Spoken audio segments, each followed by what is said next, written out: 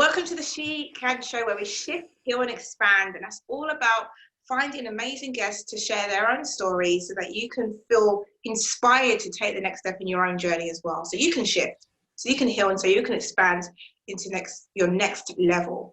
So today is no different. My name is Ruth Ellen. I'm your host. And today I'm joined by Julie, who's going to introduce herself. Julie, please. Thank you. Thank you, Ruth Ellen. I am so excited to be here. My name is Julie DeLucca-Collins, and I am an activist. I am a book lover. I am a supporter of women in their dreams, and I am a personal coach. I also work with women in leadership programs, and I ensure that I provide the systems to help women just know that they can and find out how they can go and achieve their dreams. I've been an activist for a long time, but before that, I was a senior executive, a C-level executive for a company that worked in partnership with school districts, and I helped to support and grow our message of supporting and helping teachers and supporting parents with their kids and education. Wow, sounds like you're surrounded by the activism force. What makes you so passionate about activism?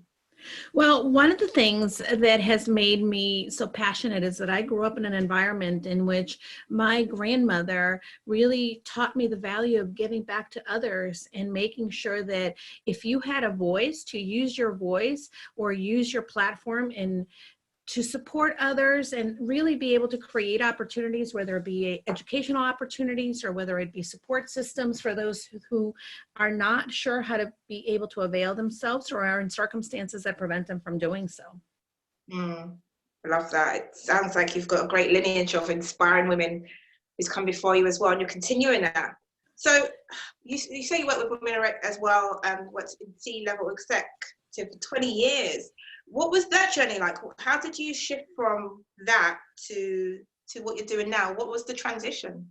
So I started just climbing the corporate ladder a little bit over 20 years ago and really wanted to make sure that I was growing and learning. And I've always known that I can help others, and I've had leadership skills. Again, I was taught leadership skills from a very early age. So as soon as I accomplished a goal throughout my career, whether it be becoming a manager, then a director, then a lead trainer, and continuing to grow, I knew that I wanted more. So that was something that was so ingrained in me to continue to look what once you get to the one mountaintop, what's your next mountaintop? And I have really had some massive failures in order to get there too, right? It didn't just happen like, oh, this is so great, I got here. And it was a lot of hard work. It was a lot of difficult lessons. It was learning about myself, learning that I didn't have it all together and it was okay to not be perfect.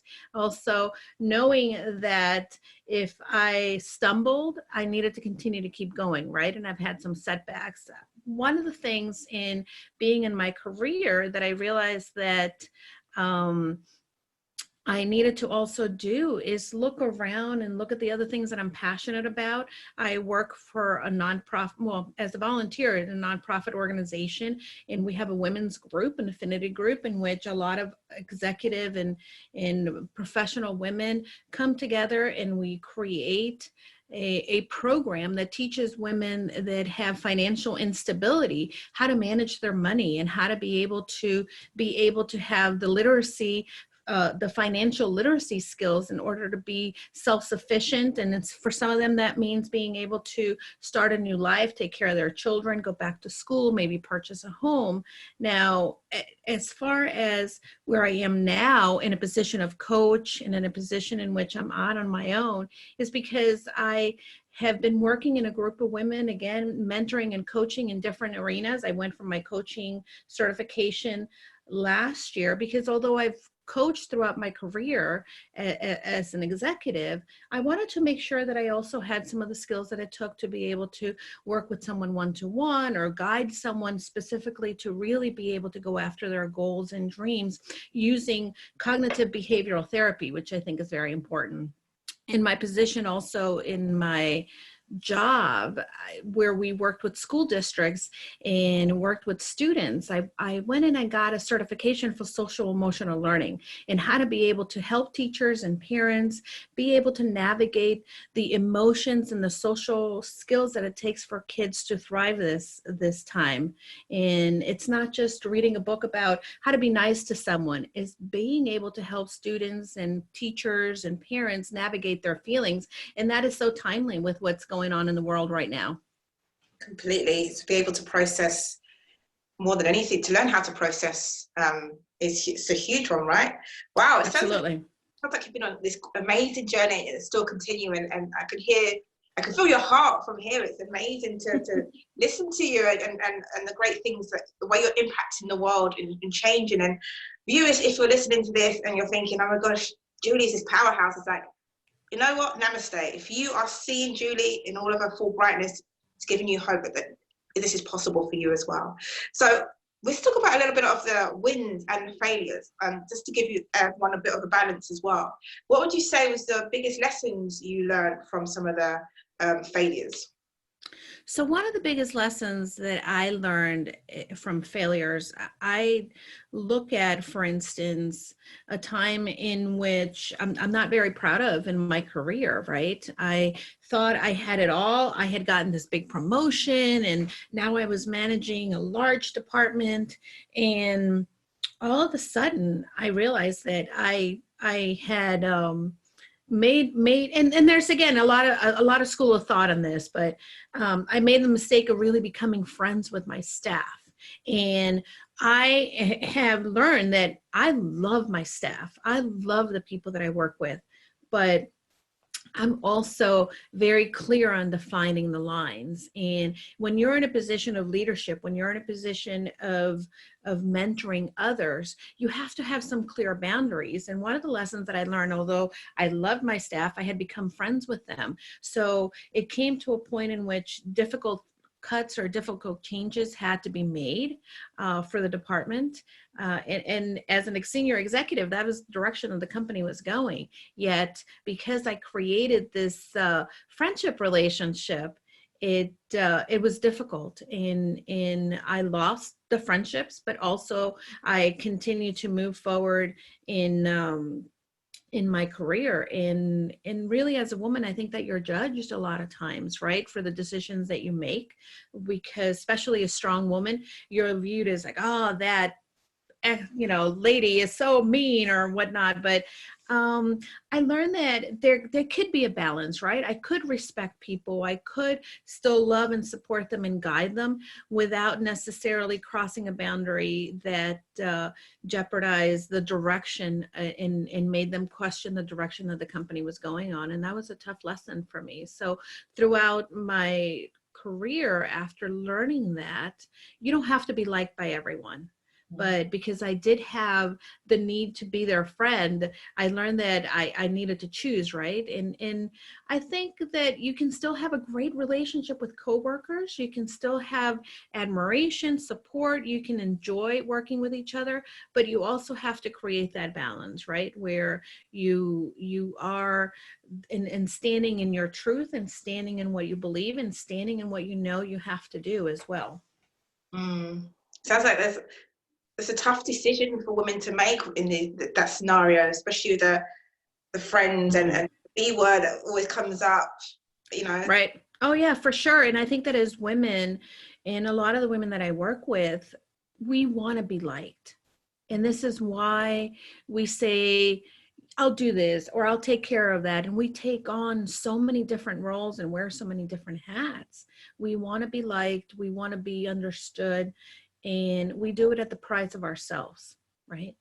And I know that for me, I wanted to grow, but I also wanted to be liked. And knowing that not everyone is going to like you, and you need to be okay with that. And that the only opinion that really matters is yours. That's the key. The only opinion that really matters is your opinion of yourself. And if you are okay with who you are and what you're doing, and listen, there are other people that love you and support you, and hopefully, you're doing right by them. But in the end of the day, you have to be okay with what you're doing. Completely. Sounds like some great nuggets of wisdom there, especially for those that are recovering people pleasers, or still people pleasers to this day. That's right. It happens, right? So the women that you are helping currently, the ones that you coach, what caused you to? I know it's about getting them to their dreams and helping them to achieve whatever they want. But what caused you? What caused you to that part of work? One of the things that I found is that I hear a lot of women say, oh, but you had X, Y, Z. You had someone breathe, believe into you. You had someone that taught you things. Oh, I could never do that. But I think of my lowest moments, and I think that it didn't matter who believed or supported me or whatever opportunities I may have had. I still had to step through fear. I still had to find the courage within me. And I certainly was lucky. I heard these messages. Many women haven't heard the messages. So I think that coming alongside of them and just being, you know, how in a race you get the people that run next to you and they're the pacers. They're the ones who keep you going. A lot of women need that, right? And they don't have that. So I want to be that pacer. I want to be that companion that as you're running down and you don't think you have it to keep running, I want to be the person that is going to say, okay, don't worry about talking. I'm going to talk for you. And I'll distract you and we'll keep going. And then we can do it together. And I think that having the ability to just have someone that does that for you is very important. And that inspires me. I have seen women who believe they couldn't get out of a tough marriage. And I'm not saying it's because of me, but it's because all of a sudden they started to see what was possible. They started to believe that, hey, I do have skills. I do have value. I am a strong person. I am stronger than I believe. Even if I'm afraid, I can do it. And I think that those are the things that I'm hoping to continue to support women in, is to whatever their dream may be, right? Identifying what it is. And I think that some of us have forgotten how to dream. Many women are going about their lives and they just, you know, they did this and started to just go about what society says you should be doing. And they put aside what they thought they wanted to do. And this is an opportunity for them to come back to that and then find someone that will cheer them and support them and push them to do that. Fantastic. And I love your analogy of the running buddy, because I think sometimes you can get distracted because you're thinking, oh my gosh, that seems like a long race. I don't know if I've got the pace, the patience, let alone the energy. And so to have that person next to you and still being that encourager is so needed, especially because we always kind of have this mindset of everyone's grown up with maybe that cheerleader, and that's not always. I'm glad you actually mentioned that as well, because how pivotal was it for you to have your grandma and your mum and women of greatness surrounding you, breathing life into you? How important was it for you? It was definitely something that was key. My mom was a single mom, and although she came from a family of privilege, we left El Salvador, where my mom is from, to come back to the States because it was a civil war at the time, right? And my dad, although he was very much present, my parents were divorced, and then he lived abroad. So I had the experience of seeing someone who came from a lot to all of a sudden having to do it on her own and really making mistakes, but pushing through, right? Making sure that she did what she needed to, and she asked for help when she needed, but she also made sure that she did the things that required, even when they were hard, even when she was scared. And that was so pivotal for me, because I think that having knowledge that, hey, if somebody else can do it, I can do it too, it's important. And we need to be able to see the example of other people doing it, of other women doing it. And here, and it's not a competition, right? And as women, we tend to compare and despair. But it's not about that. It's about saying, wow, if she can run the race, I can run the race too. Yeah, I love that. Collaboration over competition all day, every day. Totally. Totally. I think the more we support each other, the more the stronger our narrative is, that we're Mhm. not against each other. We're not trying to compete. There can be more than one top executive at a company. There can be more than one seven-figure earner in the circle, you know. So I think it's important to kind of Absolutely. reiterate that message. Yeah, fantastic. So okay, so you've got these women that are in your circle. You're encouraging them. You're helping them win their race.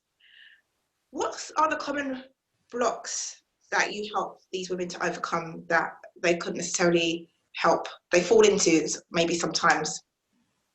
I think that one of the biggest common blocks that I see is that we live our lives in autopilot. We don't have intentionality.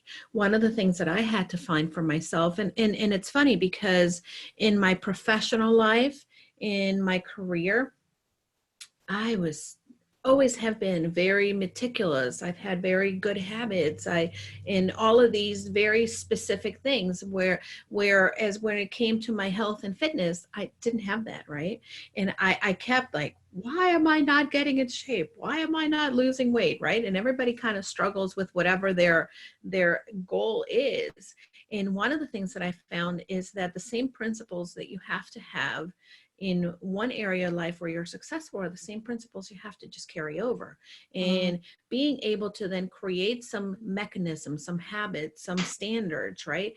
In my health and fitness was very specific. I had certain protocols for my job. I had certain things that I did. I had certain things that are just um, uh, habits that I take care of. The same thing started to happen in my health and fitness life. And with women, I see that when they're struggling, when they're not achieving their goals, where they're sort of stuck in the muck, is because they don't have they've sort of automated their lives and they're not being intentional with how they're living it. mm, And intentionality is very key. Our brain wants to automate everything we do. We automate 40 to 50% already of how we go about our day. But if we have very specific goals, we need to really evaluate what they are and then be able to say, okay, if I want to run a triathlon, if I want to run a 5K or whatever it might be, then what is it going to take? That means that, and I'm not always going to feel like doing the thing, right? But I can create a mechanism that's just what I do. So I have a mantra every day. I'm a girl who wakes up and works out every day. Do mm, I feel like it? Not really, but that's just what I do. It's become part of who I am. mm.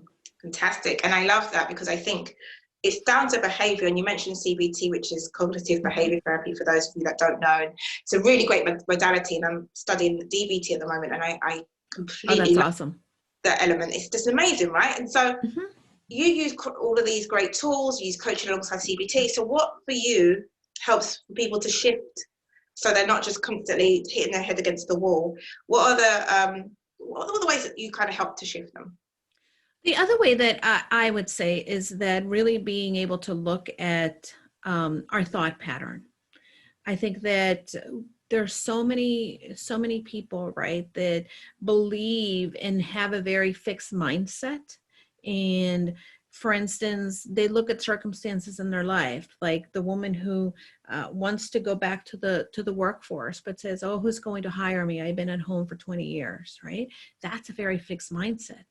Mm, Whereas being able to then shift your brain and we look at the circumstances. Hey, the fact that you've been home for 20 years, it's a circumstance.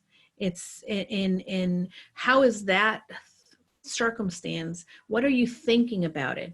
It could be in just shifting your brain. You can look at that and you can say, I've been home for 20 years. Who's going to hire me? Or you can say, wow, I have worked in my home, managing my home for 20 years. I have great skills.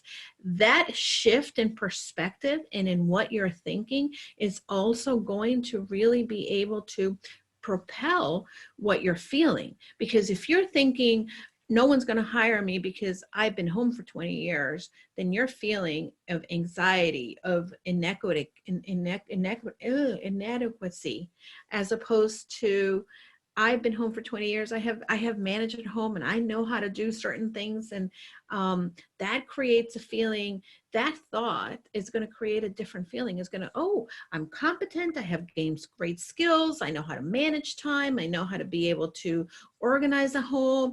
I've been working on myself. So that shift is going to create different actions in the person thinking those thoughts. So that's one of the things that I will support women through as they're coming to work with me. And the women that have worked with me already, that's a lot of the work that we do is shifting our perspective, understanding that things that happen are not happening to us, but for us, right? And there's, like, for instance, with the pandemic, what is your thought pattern on that?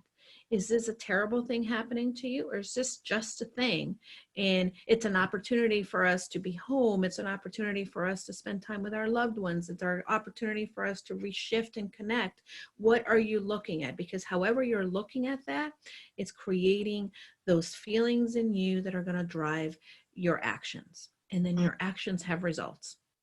Exactly. Fantastic. So what I'm hearing is, it sounds like there's some great ways to set those intentions, be very clear so they're in alignment with your goals, but then also shifting those thought patterns that are stopping you from moving forward so that you can actually move forward, rather than it just being oh yeah, I've got this goal, and you're just all over the place and you've got all these limited beliefs. And so fantastic. How do women work with you then? What's the next step? So typically one of the first steps that I take is we just have a conversation. We connect and we find out, what are you looking to do? Where are you? Where have you been? And we talk about what are some of the ways in which I can help them.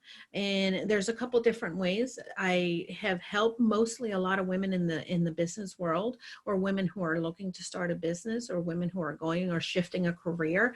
That's been a great support. And I've also helped women in their personal goals, right? Maybe they're looking to travel more. They're looking to be more present as a mom. So we have that conversation first, and we find out if it's a good fit. And then there's a couple different ways. I have a group of women that we walk through specifically, and we create an accountability group, and we work together and talk about, okay, maybe we're going to talk about time management, or we're going to talk about being able to, what are some of the next steps? I want to be more mindful and incorporate a yoga practice, and I am a certified yoga teacher, so I am able to walk women through this as well. Or it could be that some of the women that I work one-on-one, we're talking about how to help them in their business. What do they need to do? What are some of the things that they don't have the business background, and I come with that to be able to support them. So I really identify if I am the right coach for them, because like you said, many of us are coaches out there, but you have to have a connection to the person. And after the first call, we decide if they need a group session, or they want to join one of the groups, or if I can work with them one-to-one, and maybe the one-to-one sessions and working that way. I also am a big proponent of women and a big connector. So if I am not the right coach, I am well versed in connecting them to the right coach, because my goal is that, listen, there is someone for everyone. And it's important that if I know that maybe this person is looking to be a runner, I'm going to connect them to my friend who's a coach in running. And if this woman maybe is looking to level up as a senior executive, I'm going to connect them to my friend who it just works with high level VPs and above executives. Not that I don't, but again, I want to make sure that this woman is getting the right resources, whether it be from me or somebody else. There's that collaboration over competition shining through again. Amazing. I love that. So thank you so much. So I'm going to post the links so that you can have that conversation with Julie below this video, below the podcast, where however you're watching it, and all of her contact details if you do want to follow her on social media as well. But take that call, have that conversation, woman to woman, find out if the goal that you have can be achieved through Julie. Oh, she's going to direct you to somebody else that can help. Either way, it's win-win. So thank you so much, Julie. Is there anything that you want to tell the viewers? Well, I want one last thought is definitely go confidently in the direction of your dreams. That is one of the areas where my coaching is go confidently. And that was a quote that my dad always said to me. So I want to empower women to go confidently in the direction of their dreams and identify them and find the person that's going to help you get there. Fantastic. Thank you so much, Julie. Thank you. Amazing. Thank you so much. You're welcome. I will talk to you soon. Bye-bye. Talk to you soon.